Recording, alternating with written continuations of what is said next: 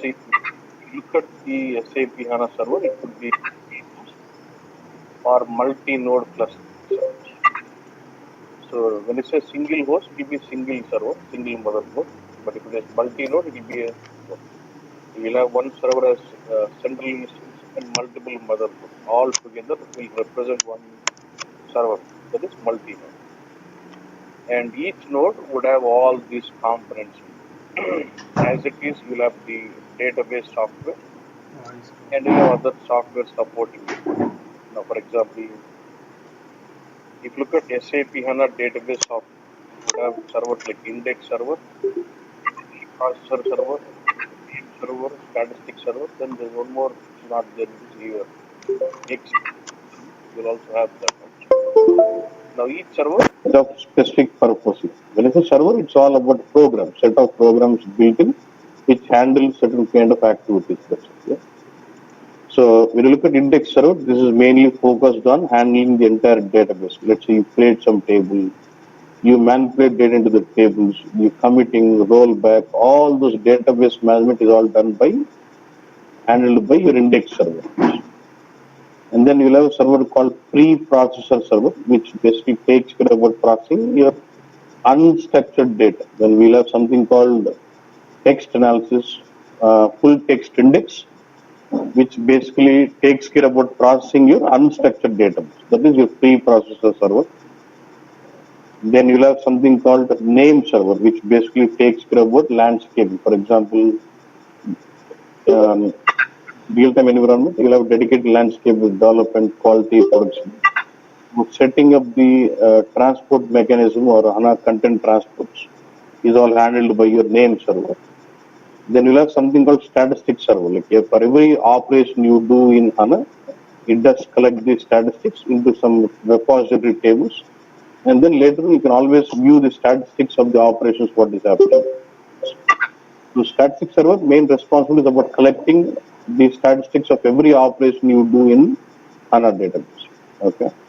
And as it is, you'll have Access Engine again, Access Engine server, which basically deploys, you can deploy and develop your applications on top of Access Engine, whether it is native or non-native. And then you'll have SAP car. It's not a big software. It's like just like an exe, like WinZip software. So most of the software what is given by SAP would be in .sar, .car files. To basically unzip those, we use a software called SAP car. That is an exe file. By using this exe file, you will uncompress those .sar files.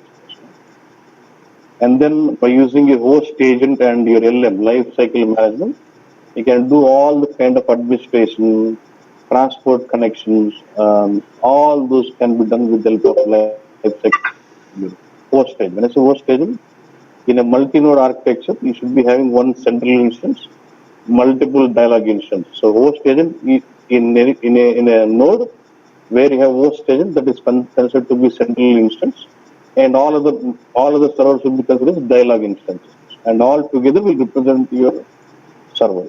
Okay?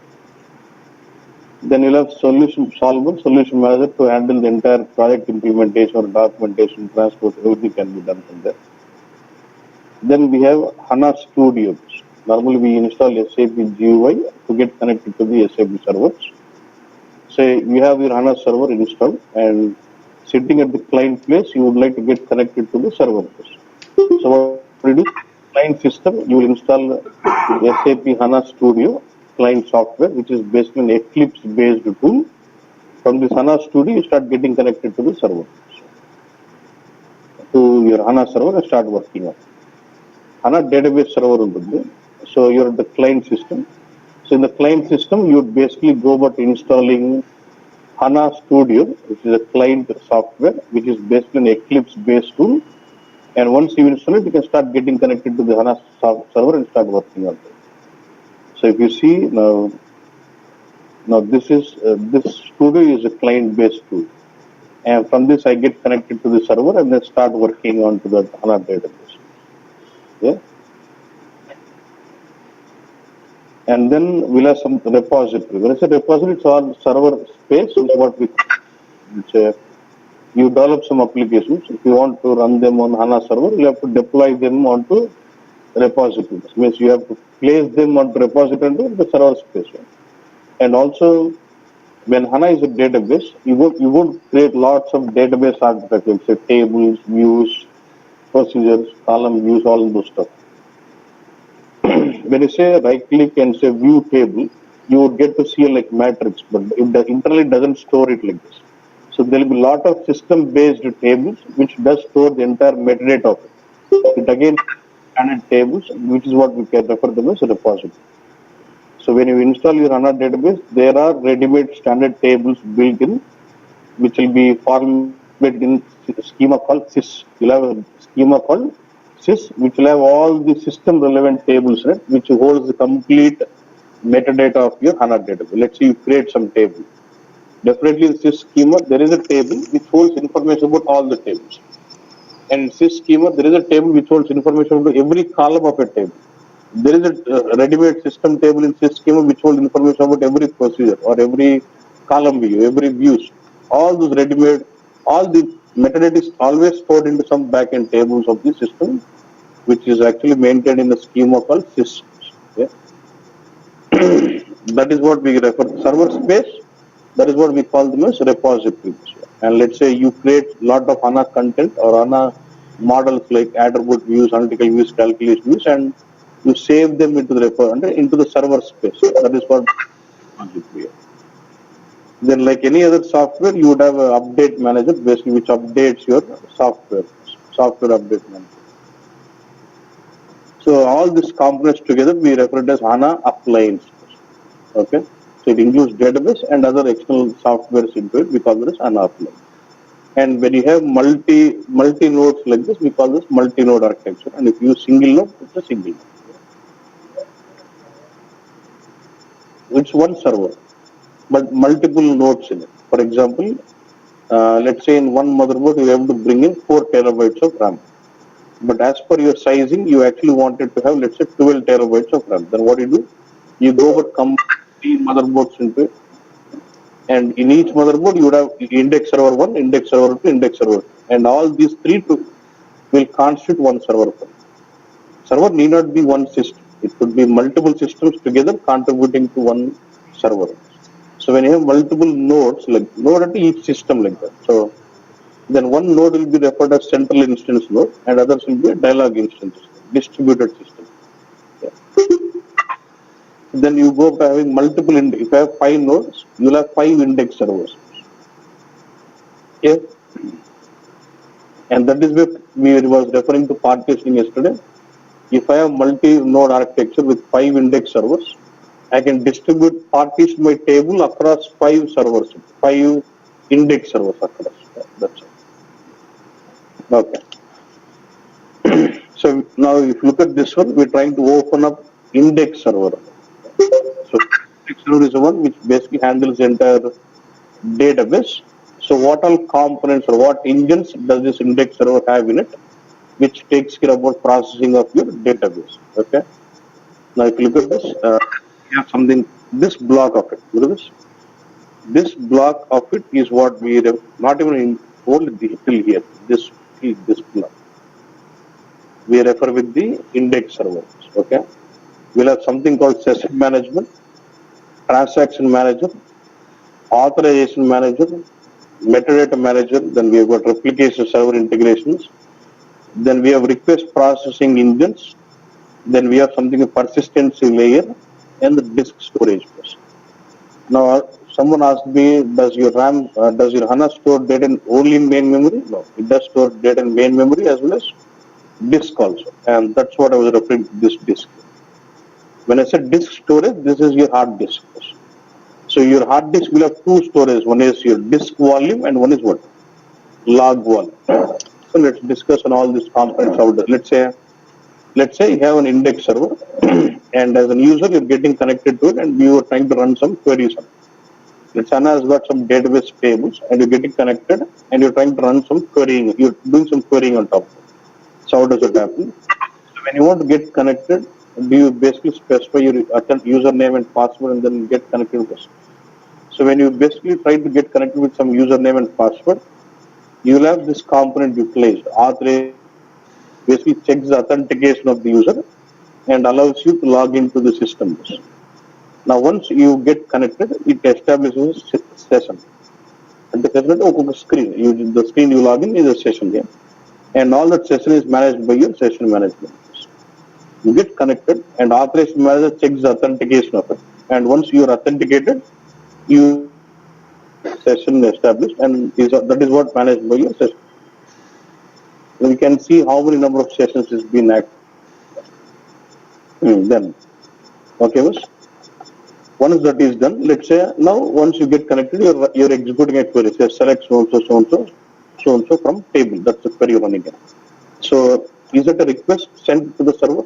In HANA Studio, you logged into HANA Studio, you connected to server, and you're running a request saying select so and so from table. That's my select query. So will that select request sent to your server? And this request is sent to the server. In the server, this request is processed by this block. Look at this. Request processing or execution control. Suppose, say, while writing select, I've done some, there's some error in this, there's some syntax error in my select statement. So what is the response you get? Saying this statement is invalid and this, you have some error in this column. So now look at this. So every query you run in, it sends request to the server, index server, and index server takes in that request by this block, request processing and execution control. Once the request comes in here, you'll have an engine called SQL parser, which basically checks the syntax of your SQL. It just checks validates the SQL statement. If there's some error, it returns back with the error, say, could not execute the statement or 409. You get some errors out here. Suppose if the SQL parser passes through the validation that this query is fine, then that gets onto the engine called SQL script, which basically executes your SQL statement and gets the result back. Suppose if the SQL statement contains some complex calculations, it does leverage your calculation engine to execute those operations. Okay, calculation engine is leveraged only for performing complex operations. So while performing SQL script, if it encounters any complex operations which it is not able to handle, then it does transfer the load onto a calculation engine and executes. Because while doing models, you have an option of executing those views on SQL engine or calculation. There's slight difference in execution of these engines. How they deal with the null operator is slightly different. We'll see that. And then let's say you're running some query with MDX query, not the SQL query. Then that will be handled by your what? MDX processor or MDX engine. Because HANA would expose the objects in two interfaces, SQL or MDX. Let's say you're running a report which is interfacing through SQL, then SQL engine is taken care. If you're running a report from an interface which is consuming through MDX query, then it does pass MDX query to the HANA server, then your MDX engine will take care about executing that particular MDX query. Okay? And apart from these two engines, there are two more engines which is not in the screen. One is join engine and overlap engine. Other day we've seen that once to HANA, on top of these tables you start building up the HANA models like attribute view, analytical view, and calculation view. So when you fire a query onto attribute view, it does leverage something called joining. When you fire a query on analytical view, it does you leverage something called overlap engine. And when you fire a query onto calculation view, it does use calculation engine. But still, let's have calculation view. I would like to have this execution done in SQL engine. I have an option where I can set up, say, execute in SQL engine or execute in calculation engine.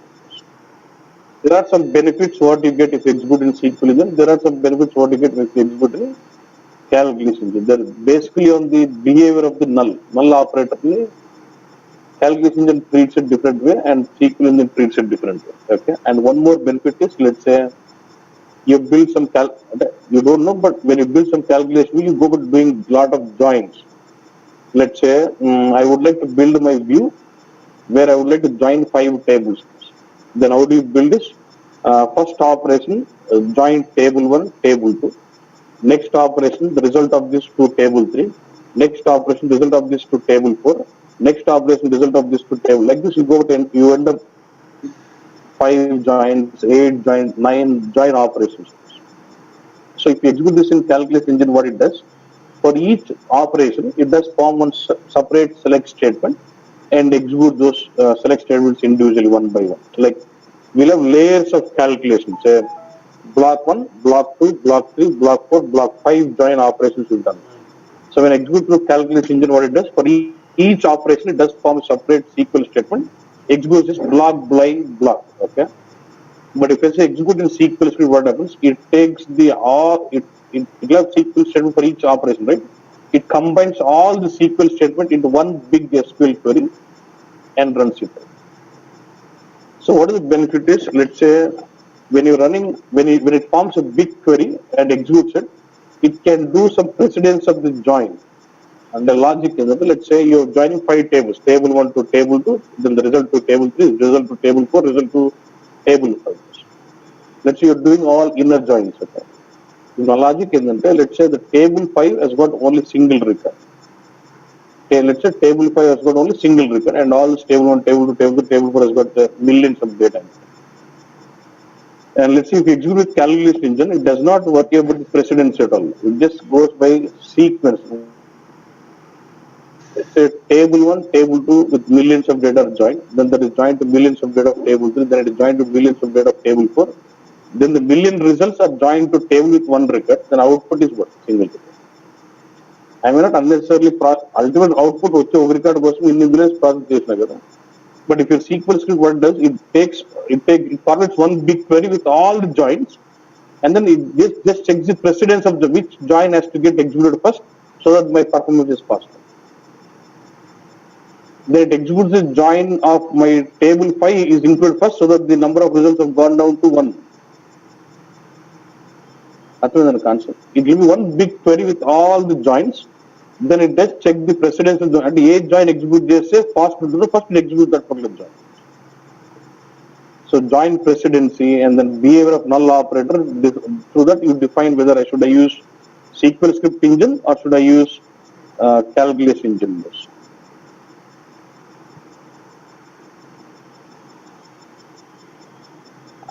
Hear this? So join engine will be leveraged when you want to fire a query on attribute view. OLAP engine will be used when you want to fire out a query on analytical view. There are some 3 types of views. Okay. So by default, calculation engine is used for calculations, but you can still leverage it to use what? SQL engine also. Okay, good. So ultimately, when you're running these queries or views or models, all these are based on some tables in the backend. Let's say you build a model, analytical view or calculation, it's all based on tables. Let's say you run a select statement, it's all based on database tables or views. When it comes to tables, you can have either row store tables or column store tables in HANA. If you have so you find a query on a column store table, it does use column store engine to process or read the data in from the column store. If it is row store engine, it does use row store engine to read data from the row store table. In fact, row store table will have different set of data types. Column store will have different set of data types in terms. So it needs a dedicated engine to understand those data types. But in HANA, when you are creating table, you would see it as normal. Let's say you would see data type like integer. Okay. So let's say you create a column store table. Internally, see, there is an interface engine column store which will convert those integer data type to column store specific data type like CS underscore int. For column store specific, the data type is CS underscore int, but normally you get to see as integer. For row store, it is normal integer. So column store will have its own column store specific data types. So it needs a separate engine to convert those normal data types to column store specific data types and handling the data processing from column store tables. You getting this? So you have a dedicated engine to handle column store tables. You have a dedicated engine to handle the processing of data from row store tables because of its own specific data types or the architecture what is maintained in the backend is different for both. But for you, when you're creating a table, you will never see anything different in the data types used while creating those tables. Either you're creating row store table, either you're creating column store table, you will still use the same set of data types, but internally it does convert that to a different set of data types for column store table. You can see what is mapping of data types from normal data types to column store also. Okay. So then it does give in this. Then now See, normally you heard about ACID. Any database should satisfy the property like ACID, atomicity, durability, isolation. Yeah. Yeah. When it's atomicity, let's say you have some transaction. If it is done, it has to be done completely. Otherwise, not to be done at all. Let's say I'm trying to withdraw some amount from account 1 and trying to deposit to account 2. So after I withdraw amount from account 1, and let's say there is a power, you lose power and then you're not able to process any transaction. Then this has to be rolled back to the status bank. Double aggregate. There is a PCB metal, so that is all handled by your transaction manager. By using commit and rollback, we'll have things like commit and rollback, which takes care about that atomicity, whether if the transaction is done, it's completely done, or if not done, nothing is done. So that is all handled by your transaction through commit and rollbacks. It handles the transaction processing in your database. So there's no data discrepancies with that. Good. Then there's something called durability. When I say durability means, let's say I have a database. If I store some data into it, I should see this until I delete it. The data should be stored permanently until I delete it. That is what durability. And data that is what I mean durability, right? Now, when it comes to SAP HANA, does it store data in main memory RAM? Yeah. So RAM is volatile or non-volatile? Volatile. Current about the data. If there is a power loss, then you see the data in the RAM is lost. So now the point is, how does my HANA guarantee the data persistency, even though it stores data in main memory? Or how does my HANA database satisfy the durability property, even though it stores data in main memory? Yeah. So actual concept is, even though it is in-memory database, every read happens from main memory, but every write happens to main memory and to the disk also. That's the concept. So since it is able to write back things to the disk, if there is a power loss, when you restart the server, the data from the disk is again loaded back to main memory. You're not losing anything. Even though it is in-memory database, logically internally what happens? Every read is from main memory.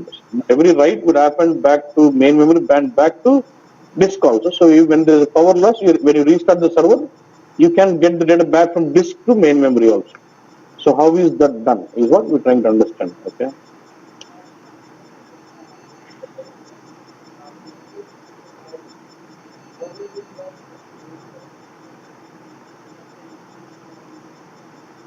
No, let me just discuss on it, then I'll come. See, if per exhibition is different, data inserts, let's discuss on it. Yeah? Actually, you see, you have two disks here. One is data volume and log volume. These are two hard disks, okay, within your server. Okay, there are two separate hard disks. Okay, and then so that's why it says disk storage. This is not part of RAM. Right? Then there's something called persistence layer, which will have something called page management, and there's some other component called logger. The purpose of page management is in main memory, the memory is always addressed as pages, 8-bit page, 16-bit page. It's always the memory is addressed with page numbers, pages. So what the responsibility of the page management is, it can, let's say you've done some change in some memory. If you're changing some record in some table, is it affecting some memory in my RAM? No, table or record record memory and RAM memory will indicate a page. And through page management, I can identify which page is being modified or which address of my RAM has got a data change.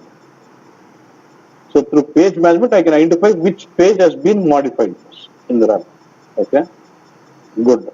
And then there is a component called logger. Okay, page management will identify the change in the memory address and sends that log to what?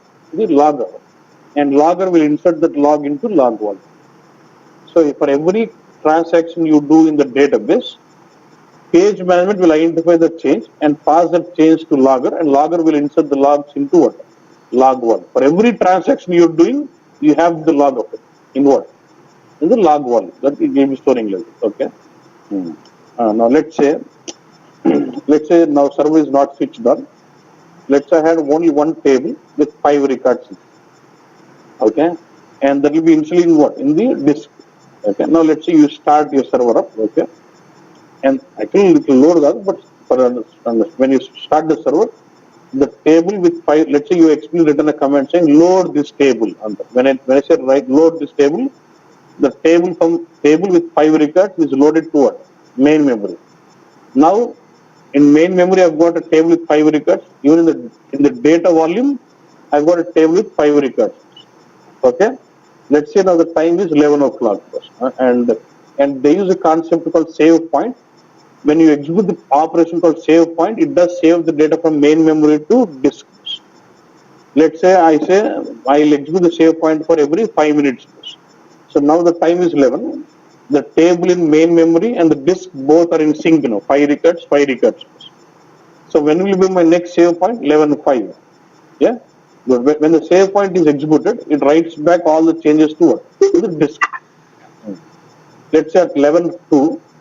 Now let's say now time is 11. We expect to have the save point executed 11:05.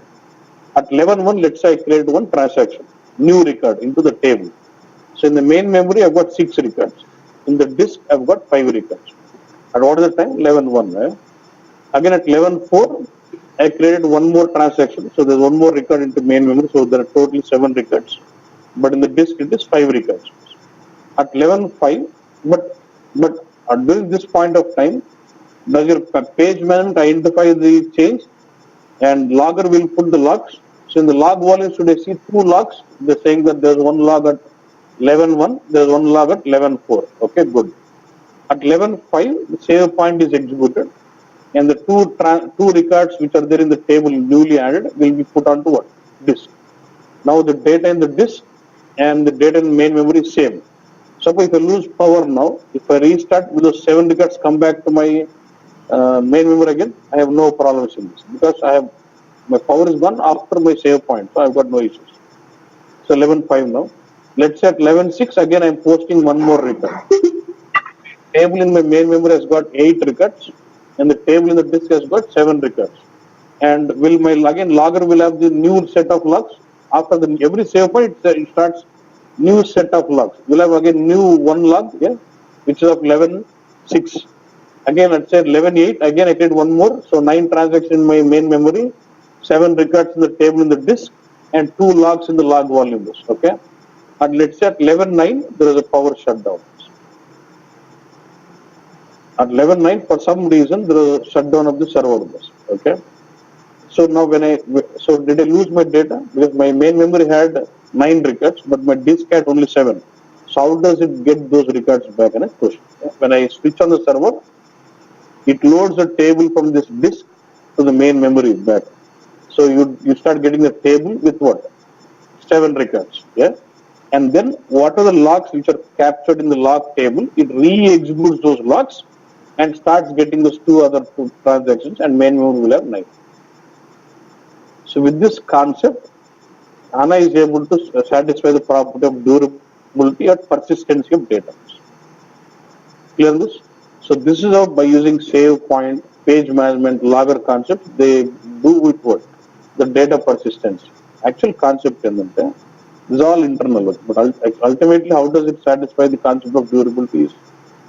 Every read happens from main memory, but every write is being written back to disk, whether it is through save point or through logs, it is writing data back to the disk. That's how, if there's some power, when you restart, you're able to get the data back what it was before the power shutdown. That's how HANA is able to satisfy the data persistence. And still to be on the safer side, again the data volume and log volumes are again taken a backup of it. You might say if I lose this, then if I lose my log volumes again, then only backup again. No, tell me. Yeah, from the disk they'll be taking the backup from the data volumes and from the log volumes. You can also take backup from main memory also. We have flexibility on HANA. But taking backup from main memory doesn't really satisfy your purpose. It will be of this data volume or your log volume. not the main memory. Because when I have the backup of data volume, I can always restore it back to your main memory. And one more point is, I told when I restart the server, the tables are brought to main memory, right? In fact, actually, when you start the server, it does not bring all the tables to main memory. When you start the server, by default, all the system tables, which are row store tables, will be loaded to main memory by default. Okay? And when it comes to column store tables, are not loaded to main memory immediately. Only set the flag of those tables as preload, no optional. When you creating table, if you set the table flag as preload, those particular column store are loaded. Suppose I have got a column store table where the preload flag is not set, that will not be loaded to main memory. It will be still in the disk code. And when you, let's say you fire a query on the table, let's say table has got 5 columns, plus you are running a query with only 2 columns on the table. Now the data is not there in the memory. Now it reads from the disk, places now only those 2 columns into main memory and gives you results. And for the second hit, it starts reading from the main memory. అర్థమైందండి కూడా server start చేసిన మొత్తం అన్ని tables load చేసుకోదండి by default it does load all the row store tables and column store tables for which the preload priority flag is set up. If you switch on the preload priority flag, then the tables are loaded to main memory if it is column store. If you have not set the preload, అంటే load అంటే loading into main memory, unload means remove from main memory, that's it. If you have not set the preload flag, those column store tables are not loaded to the main memory at all. During first query execution, those relevant columns are loaded to main memory. If I have a column store table with 100 columns, I fire a query with only 5 columns, only those 5 columns are loaded. Not, that is called partial loading also. కొన్ని columns ఉంటే table మొత్తం load చేయదు, only ఆ కాలమ్సే load చేసుకుంటున్నాం. That is called partial loading of. Now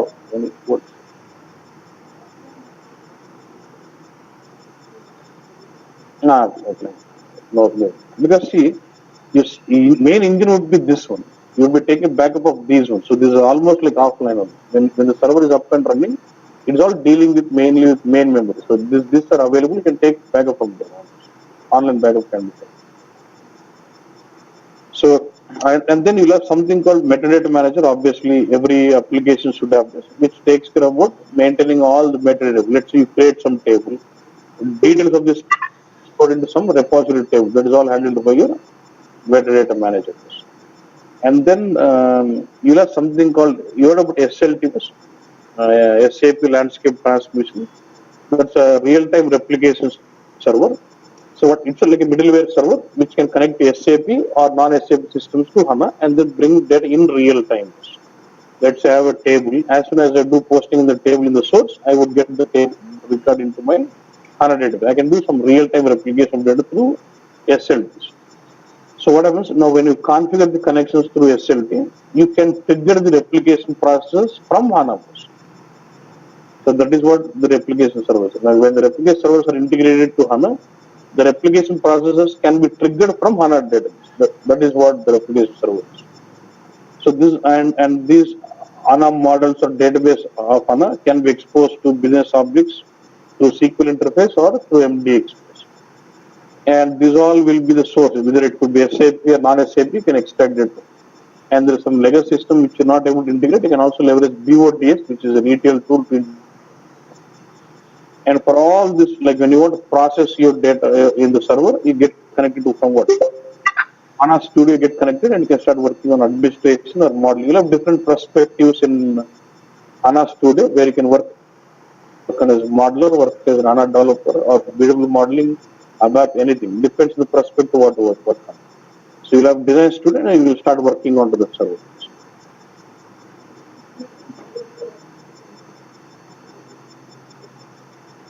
This is migrate.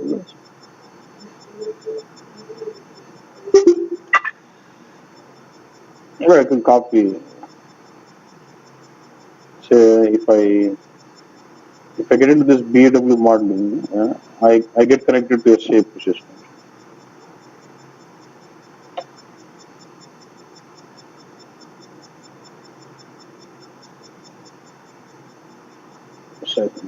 Back.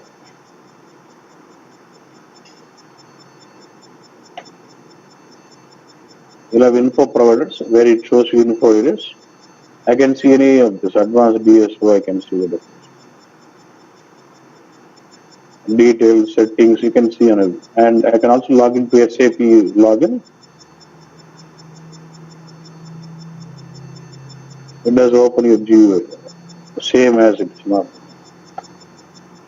This is what you see. Yeah, you can go for creating, but see, this modeling would make sure you create all this advanced DSO, composite provider, open DSO. But if you don't do the old modeling, you still leverage your modeling RSA1. In RSA1, you will not be able to create advanced DSO, not possible. It has to go with HANA modeling tools. Yeah. Yeah. I can also do with ABAP also same. Yeah.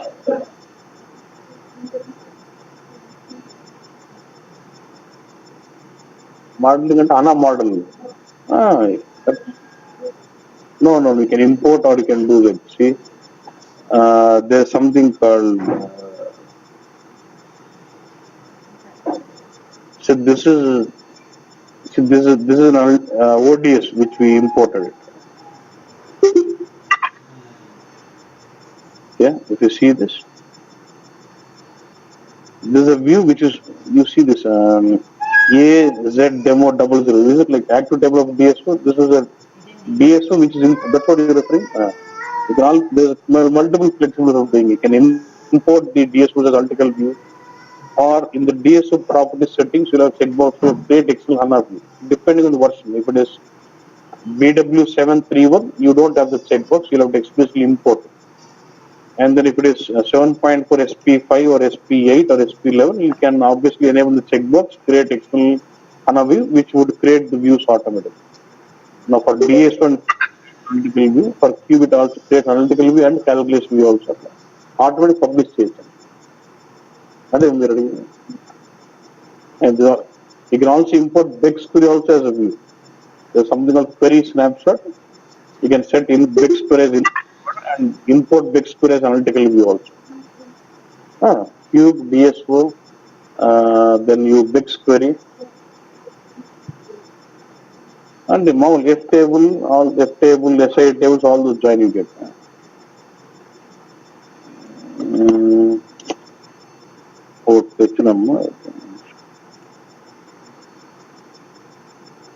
ఇది ఒక cube. You see this, see, you able to see this F table, dimension tables, SI tables, now you see it.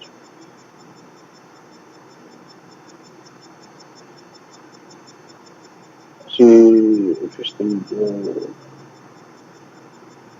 so this is your table, which is what that SID is to the SI tables, and your X table, what is it? Navigation attribute tables, and from there to your SID tables, text tables.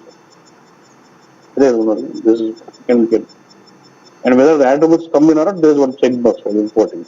If you say include display attributes, even attribute tables come. You do like this file import HANA content, and you say import BW models, then you start giving some connection beat.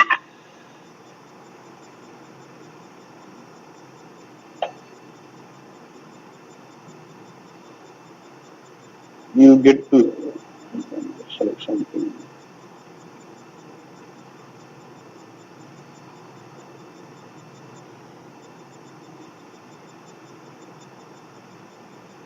DS1. I'll just add it and then I'll specify the package and I'll say import. While importing, I can say include display items, so it does include mask data.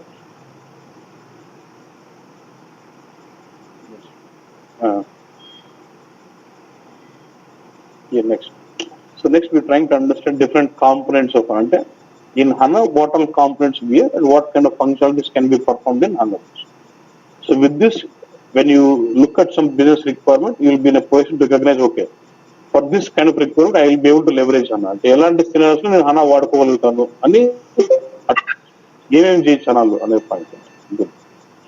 Now let's say this is my HANA database, yeah, and I can integrate or I can import data from SAP or non-SAP systems into HANA by connecting through SLT, real-time replication servers, or through BODS. By leveraging BODS or SLT servers, I can import or replicate my data from SAP or non-SAP systems into HANA database. So you do have flexibilities in HANA where I can do the data provisioning in through SLT or through BOTs. There are other mechanisms, but that's one of them. Yeah. Mhm. And there's something called in-memory database. So HANA is an in-memory database. It does store data in main memory and process it to give you faster results. Yeah. Then there's something planning and calculation. Now, let's say in case of BW on HANA, let's say in BW, do you have IP integrated planning? In BW, by installing something called planning kit, I can push down the logic of planning functions into HANA as a stored procedure. You do not go to write anything. If you just install the planning kit, automatically, if you basically install the planning kit, automatically the logic of planning functions will be installed into HANA as a stored procedure. Thereby, you are putting pressure of executing planning functions into HANA data. That is like planning engine. And when we heard about calculations just now, which will execute all the complex calculations in calculation engine. We'll have something called C functions and Konuntai. So we'll see them. But by using for more frequent written select statements, SAP has given some C function with specific syntax. When you write C functions, straight away the logic gets executed into calculation engine. Then we'll have something called predictive analytics library and business function library, which is nothing but the ready-made functions there. So for certain logics, they have built up ready-made functions with C++ as a language, and they delivered you functions like a stored procedure. You just have to call them with all the input parameters what they need in and collect the results. Like say ABC analysis, linear regressions. There's a lot of functions for which they have given ready-made functions, which we call them as predictive analytics library. For predictions, you can use it. For business function libraries, you can just have to know the procedure what is there, and then call the procedure depending on the parameters, and then collect the results. Yeah, we do have that flexibility. Then we have something called R integration. R is actually a language. Okay, so then what I do, when I want to write some data-intensive logic, I would write a stored procedure by using SQL script. I can also implement stored procedure by using R language also. So we have flexibility of integrating R on our database also. Generally, they use R preferably for when they write some logics of statistical processing of data or predictive analytics. They use more of R language. Okay. And then there's something called Hadoop integration. So we would have tight integration between Hadoop and HANA database. See, actually going forward, future would be this. All HANA, all SAP would be onto HANA. All non-SAP data, they try to bring it onto Hadoop, and Hadoop gets integrated to HANA data. That's going to be future. Now, when you fire a query in HANA, HANA can do some searching onto Hadoop and get your results. Hadoop would have some search engines. You can do search your database and then get the results and then use it. R engine. So even now we do have something called smart data access, which is not listed out here. There's something called smart data access through which you can remotely connect the systems into my HANA database. Say for example, I can connect SQL Server database to HANA. I can connect Hadoop to my HANA as virtual table. Access Hadoop content into my HANA database virtually. Or ECC system to my HANA database virtually. With the help of smart data access, I can still integrate Hadoop system to my HANA database.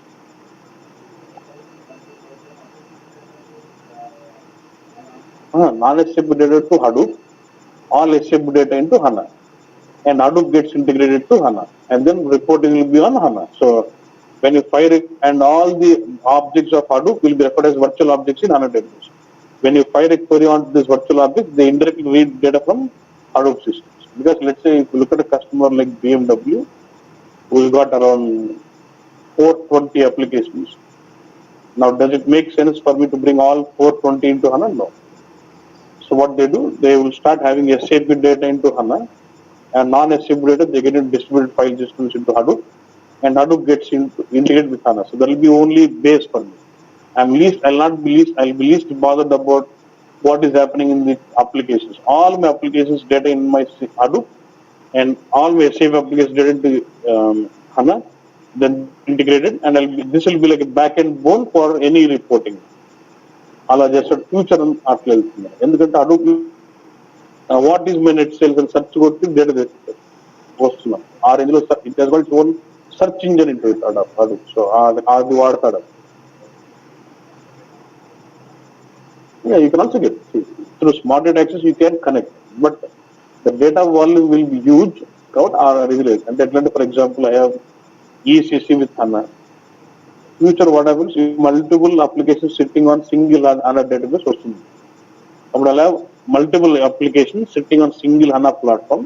It will have all the SAP data already. I don't have to do any processing, nothing. Already all my data is sitting in it. And non-SAP data, I'll push it to Hadoop. And that Hadoop gets connected to this HANA database virtually. Now I've got all SAP data in it. I've got non-SAP data able to access virtually. Then this will be exposed for report. No, this one or at least future name server, but allow them my expectation. And then there's something called text search or text analysis, which we do for processing of unstructured data. Let's say you got very big text and you want to break down them into tokens and you would like to analyze them and do an analysis on sentiments.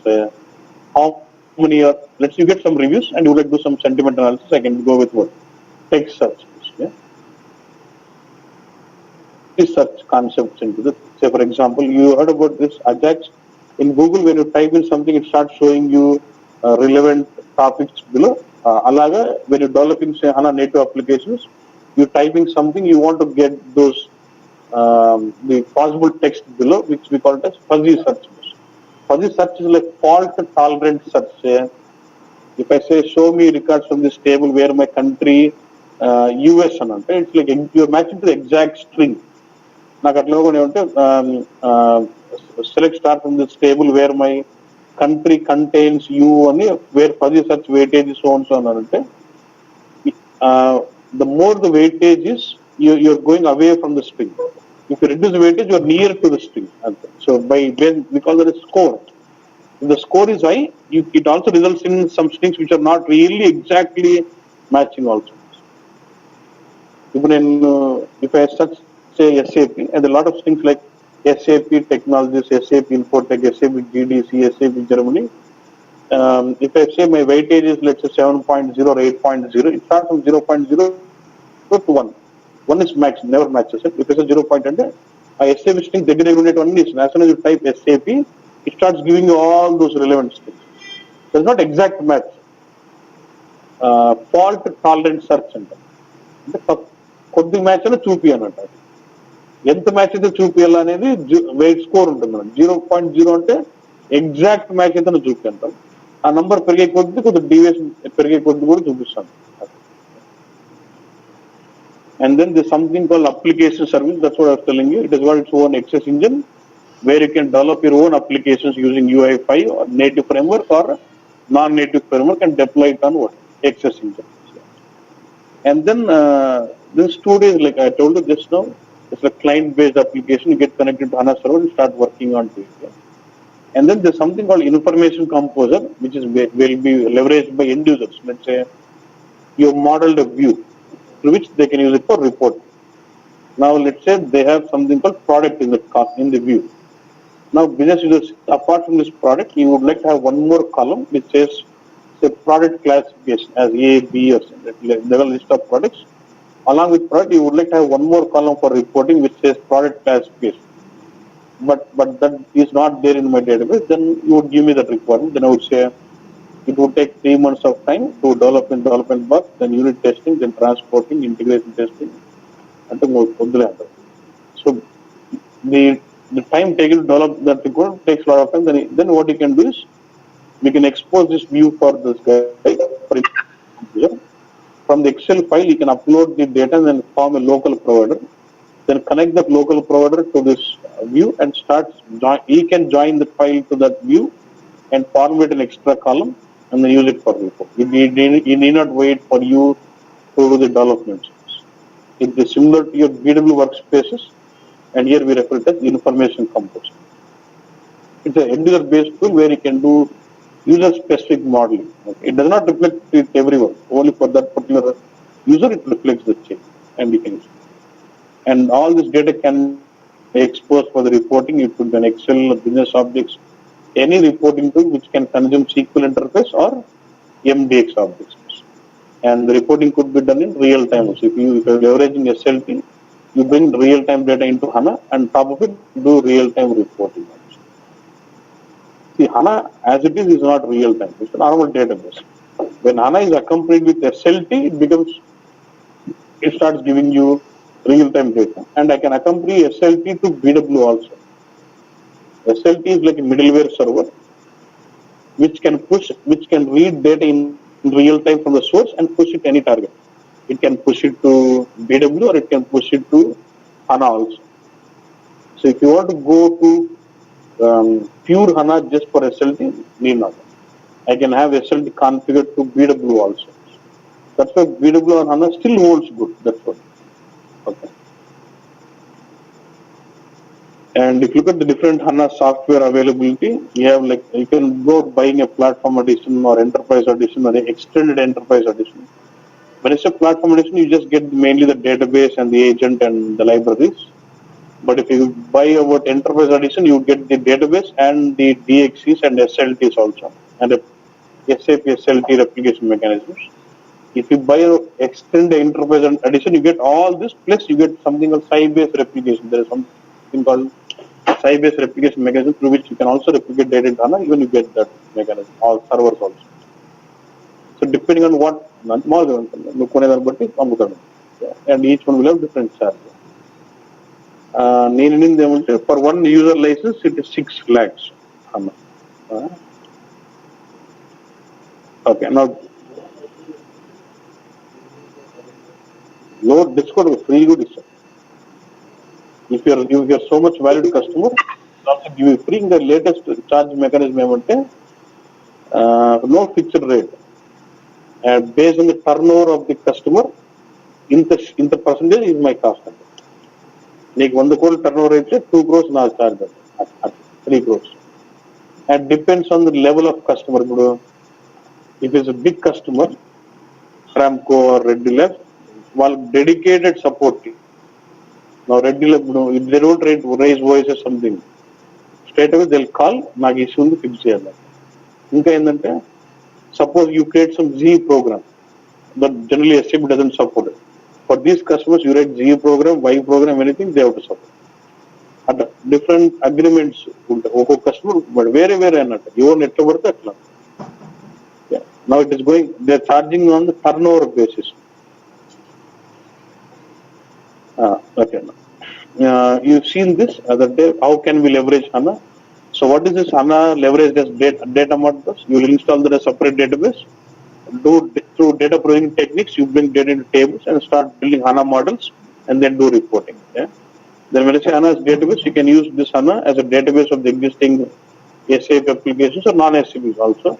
But I can have now from BW 7.3, I can have BW being with what? HANA as a backend database.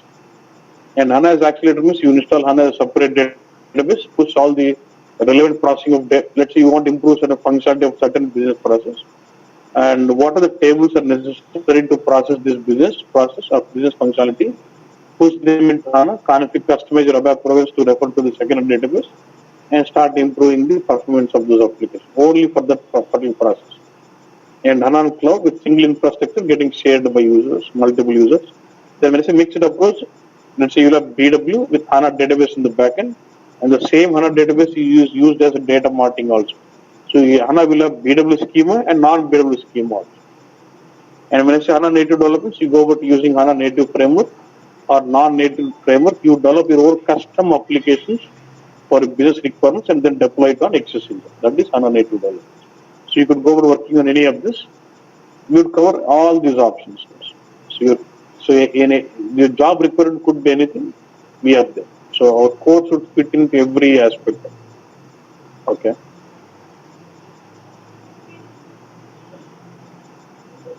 See, they're using different vocabulary. They're saying SAP native, SAP HANA enterprise, SAP HANA data mart is all about installing HANA as a centralized database.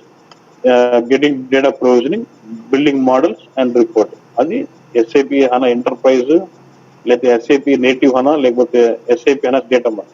Okay. If you say SAP HANA Native Development Application Development, then that is developing framework of UI services and databases. And database is from here, BW code by here, that you get. What means HR would do the screening, would not understand anything there. Even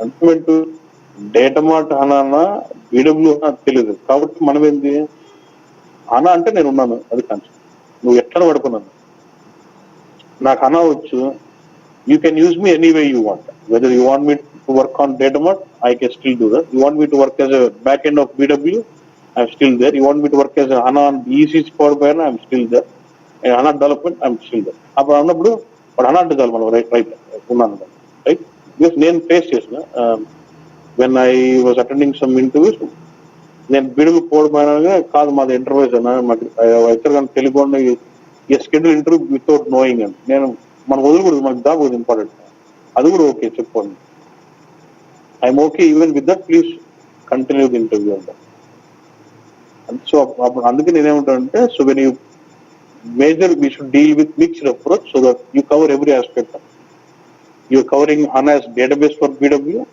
and the same HANA database is leveraged as data mart. And let's say for some of the report, we have the scenario. And BW HANA, we have the easy one. HANA covering this scenario.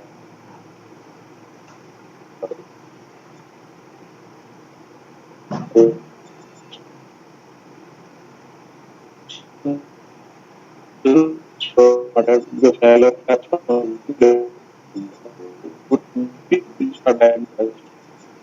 and we'll start getting to discussing on HANA Studio and start getting into learning and